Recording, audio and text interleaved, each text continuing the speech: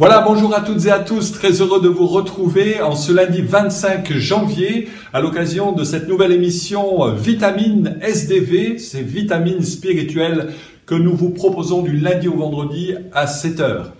Nous voulons nous souvenir qu'aujourd'hui c'est la journée de rappel de la maladie de la lèpre, du combat contre cette maladie. Et cette maladie, nous en avons l'évocation bien évidemment dans la Bible, tant dans l'Ancien que dans le Nouveau Testament, mais malheureusement il faut bien réaliser qu'elle est encore virulente sous certaines contrées dans notre monde. Dans un évangile, celui de Marc, nous lisons ceci au chapitre 14 et au verset 3. Il est dit « Comme Jésus était à Béthanie dans la maison de Simon le lépreux, une femme entra pendant qu'il se trouvait à table. Elle tenait un vase d'albâtre qui renfermait un parfum de nard pur de grand prix.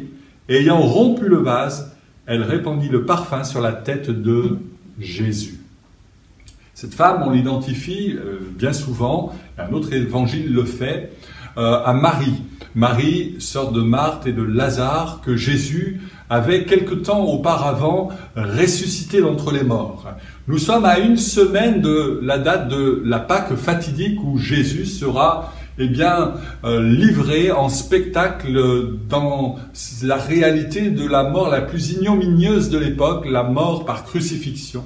Nous sommes à 8 jours de cet événement et il y a là un contexte particulier. Jésus sait pourquoi il revient à Béthanie premièrement, puis à Jérusalem en suivant.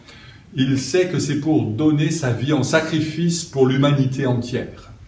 Et les événements qui se passent ici se situent dans la maison de Simon le lépreux. Autrement dit, cet homme, s'il avait une maison, c'est qu'il était non pas lépreux malade, parce qu'il n'aurait pas pu avoir de possibilité de résider à l'intérieur d'une maison dans la ville de Béthanie, mais il aurait été mis à l'écart avec ceux qui, comme lui, seraient atteints de cette maladie.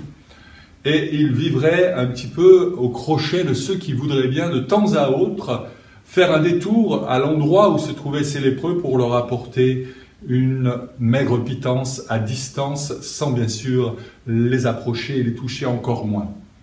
Mais cet homme est dans sa maison. C'est donc que Jésus est intervenu dans sa vie. Peut-être est-il celui qui est revenu en arrière lorsque 10 lépreux ont été guéris par le Seigneur. Un est revenu en arrière pour apporter sa reconnaissance au Seigneur. Et même si les textes ne le précisent pas d'une manière claire, j'aimerais revenir sur ce lépreux-là qui a cette démarche de reconnaissance. J'aimerais te dire combien tu es heureux de pouvoir dire aujourd'hui « je me suis levé, je suis en bonne santé, j'ai le souffle de vie ». J'ai traversé cette période de pandémie, tant bien que mal, avec bien sûr des souffrances, des difficultés. Peut-être au niveau du travail, ça a été plus compliqué qu'à l'accoutumée. Peut-être le fait de résider confiné à la maison de longs mois a été une source de souffrance. Mais aujourd'hui, 25 janvier, tu as le souffle de vie et je t'invite à bénir le Seigneur. J'aimerais que tu sois reconnaissant comme cet homme est revenu en direction du Seigneur pour lui signifier combien il avait été heureux de le rencontrer, non seulement pour sa chair qui est redevenue saine, mais aussi pour son cœur qui a été comblé d'un vide. Et Simon le lépreux, cet autre lépreux, ou peut-être le même, encore une fois, à Béthanie, lui a ouvert sa maison pour dire « Seigneur, tu peux venir manger, je veux que tu résides avec moi, je veux que tu sois bien là où je suis également et que moi je bénéficie de ta présence et de ta parole parce que tu as des paroles ineffables, des paroles qui sont vivantes, des paroles qui créent la vie. Tu m'as guéri, je le sais, je l'ai constaté dans ma vie. » Alors aujourd'hui, simplement, bénis le Seigneur, sois reconnaissant pour une autre chose, pour un événement particulier, pour une source de satisfaction qui va te revenir à l'esprit. Bénis le Seigneur et je t'invite à le faire maintenant sans attendre avec moi. Seigneur, je te bénis pour cette journée, je te loue de ce que tu me donnes le souffle de vie et qu'encore aujourd'hui, je vais pouvoir faire et aller dans toutes les entreprises que je dois mener.